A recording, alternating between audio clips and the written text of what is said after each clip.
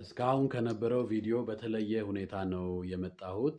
በስመ አብ ወወልድ ወመንፈስ ቅዱስ አሐዱ አምላክ አሜን። ይኸውም በአእላፋት ዝማሬ ዙሪያ ሀሳብ ለመስጠት ነው። በእውነት በተለያየ ሁኔታ በውስጥ መስመር በዚህ ዙሪያ ሀሳብ እንድሰጥ የጠየቁኝ ሰዎች አሉ።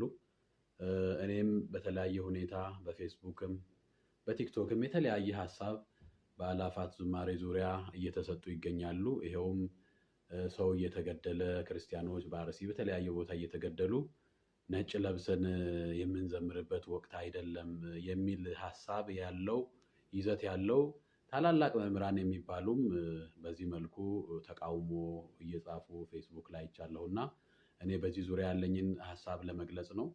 የመጀመሪያው ሰው እየሞተ ዝማሬ፣ ስባሄ፣ ጸሎት ይቆማል ወይ?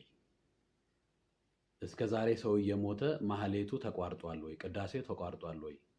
እንደውም ይልቁንም በየደብሩ ልዩ ጉባኤ እየተባለ ዝማሬው ዘማሪያን እየተጋበዙ ጉባኤው ስባሄው ተቋርጧል ወይ? እሱ ላይ መች ተናግራችሁ ታውቃላችሁ? ለምን በተለየ ሁኔታ የአእላፋትን ዝማሬ ለመቃወም ተነሳችሁ? ይሄ ከቀናነት የመጣ አይመስልም። አንዳንዶቻችሁ ሳታውቁ በቲፎዞ የምትቃወሙ ናቸው። አንዳንዶቻችሁ ደግሞ ከቅናትና ከእኩይ መንፈስ የተነሳ የምትቃወሙ ናችሁና ይሄ ተገቢ አይደለም።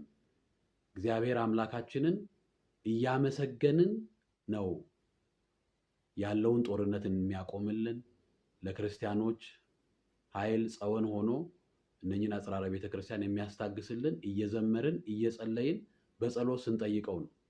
ደግሞ እንደምታውቁት የአእላፋት ዝማሬ ቀደም ብሎ መሐረነ አብ ጸሎት፣ የምህላ ጸሎት በተለያየ በየሳምንቱ እየተከናወነ ሄዶ ነው መጨረሻ ላይ ለዋዜማው የአእላፋቱ ዝማሬ የሚከናወነው። ስለዚህ ምህላ እየተደረገ ነው።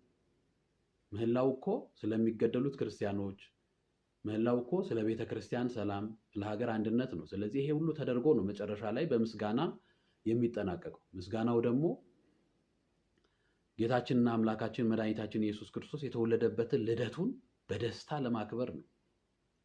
ሰውና መላእክትና ሰው፣ ሰማይና ምድር፣ እግዚአብሔርና ሰው የታረቁበት ዕለት ነው። ሰላም የሚመጣው እኮ እግዚአብሔርን በዚህ ዕለት ስናመሰግን ነው። እንደው መስተቃርራን የተስማሙበት የሰማይ መላእክት ወደ ምድር ወርደው ከእረኞች